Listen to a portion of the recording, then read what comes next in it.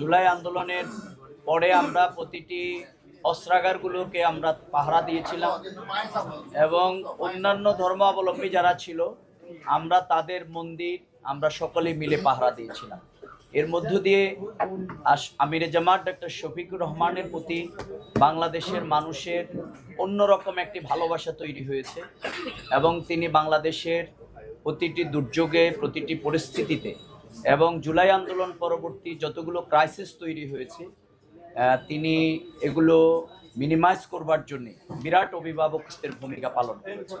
সুতরাং তার প্রতি মানুষের যে শ্রদ্ধা এবং ভালোবাসা আমরা আশা করি আমরা এখানে যারা আছি সবাই লক্ষ্মীপুরে, এই জন্যে আমরা আগামী দিনে ইনশাল্লাহ 30 তারিখে এই নির্বাচনী এবং তার ঐতিহাসিক যে জনসভা এটি বাস্তবায়নে আপনারা জেলা আমির এখান থেকে দেশ জাতির উদ্দেশ্যে গুরুত্বপূর্ণ বক্তব্য রাখবেন এবং ইতিমধ্যেই আমাদের সামিটের মাধ্যমে আমিরে জামাত আমাদের কর্মসংস্থান, দেশ জাতি, আমাদের তরুণ প্রজন্মের জন্য যে প্রপোজালগুলো দিয়েছেন এগুলো দেশ এবং আন্তর্জাতিক পর্যায়ে জনগণের কাছে খুবই সমাদৃত হয়েছে।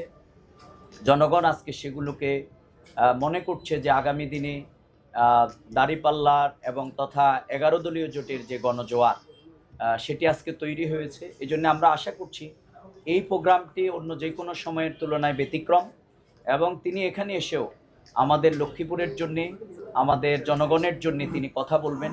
যেহেতু এই লক্ষ্মীপুর বিগত দিনে ফ্যাসিবাদ সন্ত্রাসী কার্যক্রমের মাধ্যমে আমাদের এই জনপদকে সন্ত্রাস মুক্ত করবার জন্য, ফ্যাসিবাদ মুক্ত করবার জন্য আমাদের জুলাই যোদ্ধাদের ঐতিহাসিক অবদান রয়েছে।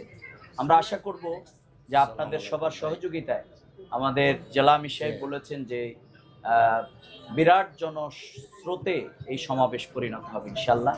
আমরা আপনাদের সহযোগিতা কামনা করি এবং সাথে সাথে ওনার বক্তব্য আমরা প্রত্যাশা করব যে আপনাদের যাদের পক্ষে জাতীয় নেতার আমাদের আমির জামাতের বক্তব্য আপনার টেলিভিশনগুলো যারা চ্যানেলগুলো যারা আছেন তারা লাইভ সম্প্রচার করবেন, এটা আমরা আপনাদের কাছে প্রত্যাশা করছি।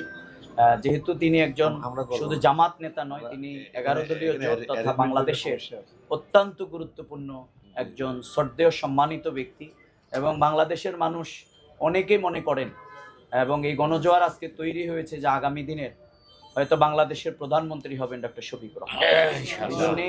সেই জায়গা থেকেই আপনারা আমাদের এই সম্মানিত নেতার আগমন আমাদের গোটা লক্ষ্মীপুরবাসীকে আন্দোলিত করছে। জনগণের সর্বত্র আজকে আনন্দ উৎসব। আমরা আশা করব যে আমাদের সকল সাংবাদিকরা আমাদের এই জাতীয় নেতার বক্তব্য আপনারা সেভাবে জাতির কাছে তুলে ধরবেন, আমরা সেই প্রত্যাশা করছি।